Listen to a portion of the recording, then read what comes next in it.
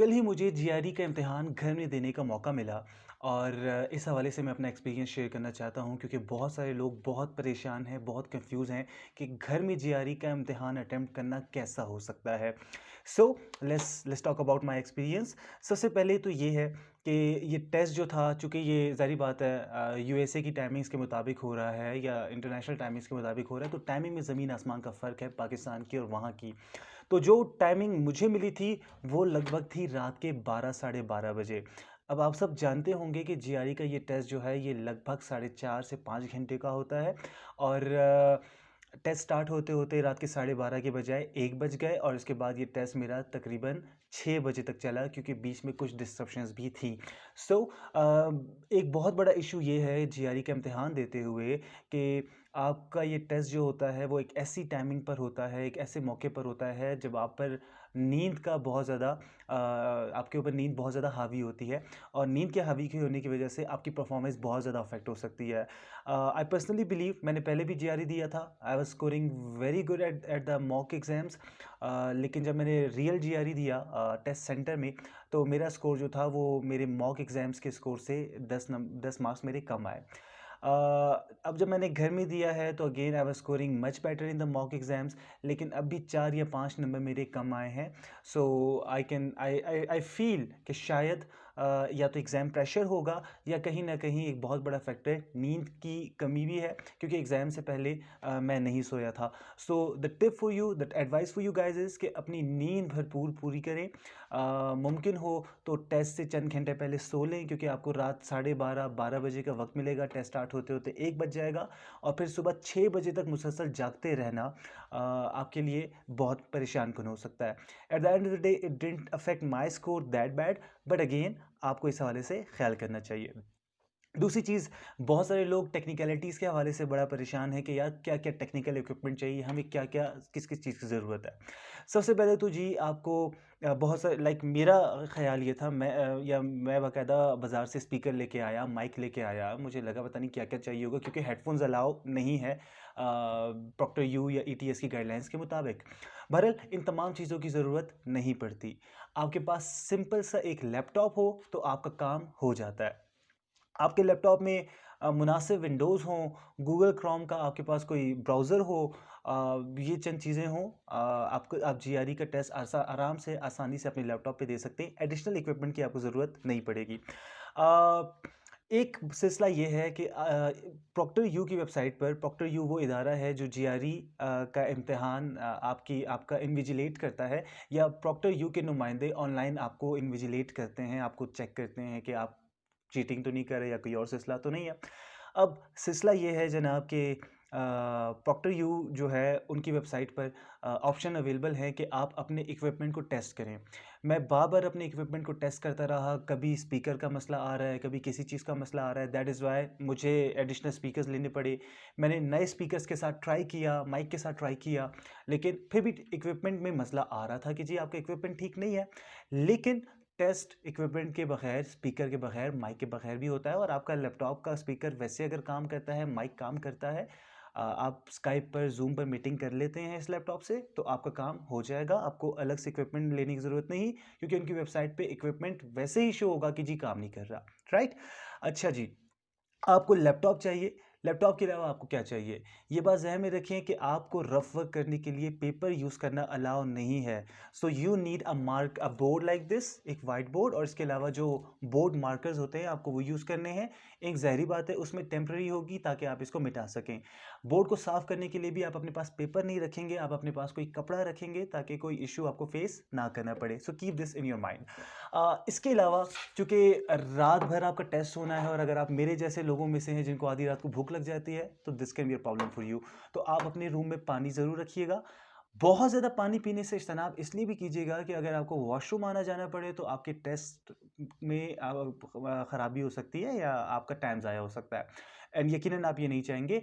बहुत प्यास की सूरत में भी एक एक घॉन्ट करके पिएं। मेक श्योर कि आप बहुत ज़्यादा अपने टाइम को सेक्रीफाइस ना करें या किल ना करें पानी पी पी के।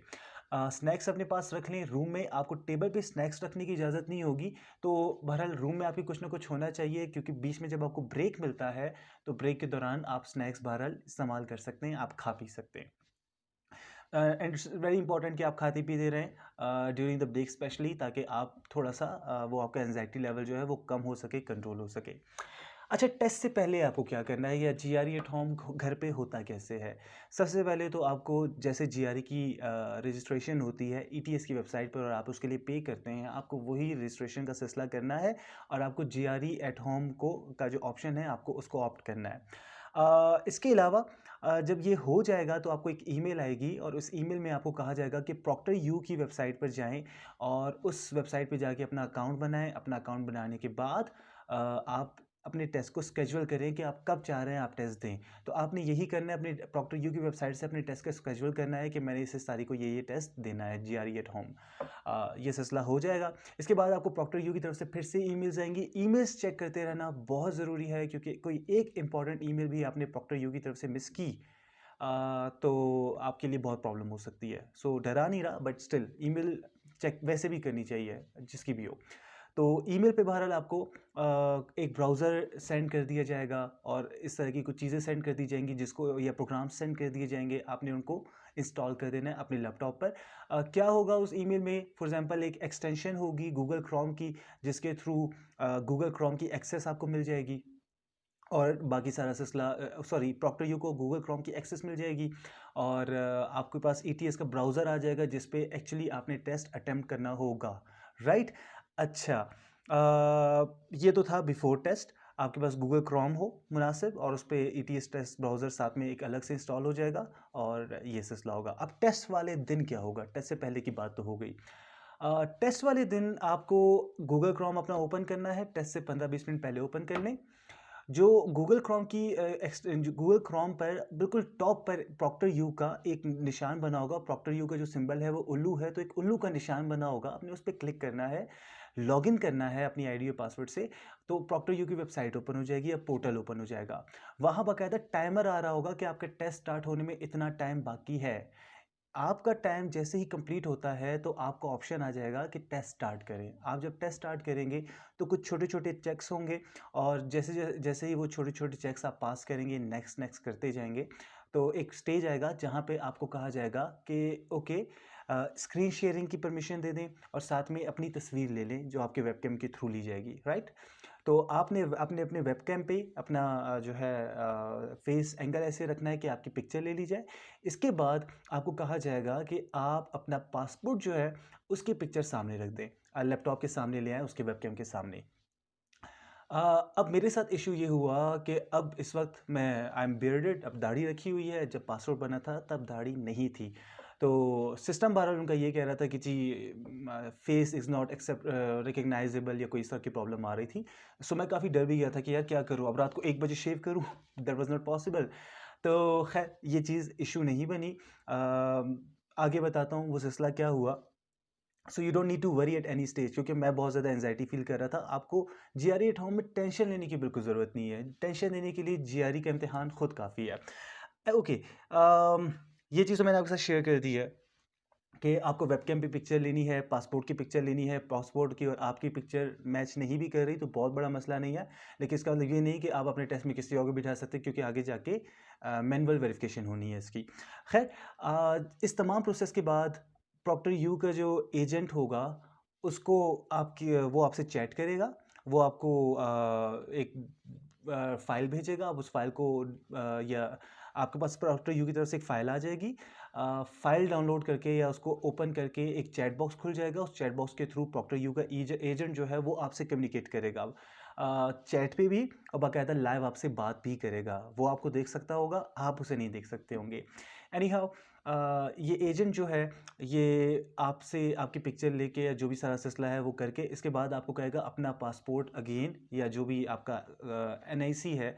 एनआईसी बहरहाल आपके पास एनआईसी की जगह स्मार्ट जो कार्ड्स हैं वो होने चाहिए, क्योंकि इंग्लिश में आपका नाम कहीं लिखा होना चाहिए। मेरा शनाख्ती कार्ड उर्दू में मेरा नाम लिखा हुआ है, इसलिए मुझे पासपोर्ट की ज़रूरत पड़ी। So keep that in mind. So passport के नंबर को और बाकी चीज़ों को वो खुद मैनुअली वेरीफाई करेगा। आप अपनी बिल्कुल वेबकैम के सामने इन चीज़ों को लेके आएंगे जहाँ पे वो बाकायदा रीड कर सके और वेरीफाई कर सके। एक मरतबा उनके एजेंट वेरीफाई करता है तो उसके बाद वो आपका टेस्ट स्टार्ट कर देगा। तो ये जो चीज़ें थी टेस्ट से पहले की। टेस्ट के दौरान क्या होता है? टेस्ट बिल्कुल वैसा ही है जैसे आप एग्जामिनेशन सेंटर में बैठ के देते, बल्कि मैं समझता हूँ कि घर के माहौल में ज़्यादा सुकून होता है। सिर्फ एक ही कॉम्प्लिकेशन है यहाँ पर, जैसा कि मैंने आपको बताया कि टाइमिंग ऐसी थी जो बिल्कुल सूट नहीं कर रही थी, रात को 1 से लेकर सुबह 6 बजे तक। और फिर इसमें सिलसिला ये कि मैं कई दिनों से अपनी नींद वैसे भी एग्ज़ाम की एंजाइटी की वजह से और कुछ पर्सनल चैलेंजेस की वजह से पूरी नहीं कर पा रहा था। सो दैट रियली अफेक्टेड मी, और बड़ी मुश्किल से मुझे अपना मैंने एनर्जी लेवल मैंने मेंटेन किया। So you have to make sure कि आपका घर रात को 12 साढ़े 12 बजे पुरसुकून हो। इसके अलावा सिलसिला ये हो कि आपकी नींद जो है वो पूरी हो। ड्यूरिंग द टेस्ट एक और चीज़ पे भी कभी आपने परेशान नहीं होना उस पे, वो ये कि टेस्ट अक्सर डिस्कनेक्ट हो जाएगा। आप टेस्ट कर रहे हैं, क्वेश्चन कर रहे हैं, 12 मिनट गुजरे, 13 मिनट गुजरे, टेस्ट ख़त्म। So I was very very angry and I was feeling very anxious कि यार अब दोबारा टेस्ट होगा या मेरा टेस्ट ज़ाया हो गया, वाउचर तो ज़ाया नहीं हो गया मेरा, या लेट्स से टेस्ट अब दोबारा नए सिरे से स्टार्ट करना पड़ेगा, या मेरा टाइम तो ज़ाया नहीं होगा। लेकिन जिस मौके पर मेरा टेस्ट डिस्कनेक्ट हुआ, अगर टेस्ट में 17 मिनट बाकी थे उस सेशन में, तो वहीं पर 17 मिनट और उतने ही सेकंड्स पर टेस्ट दोबारा रिज्यूम भी हो जाता है।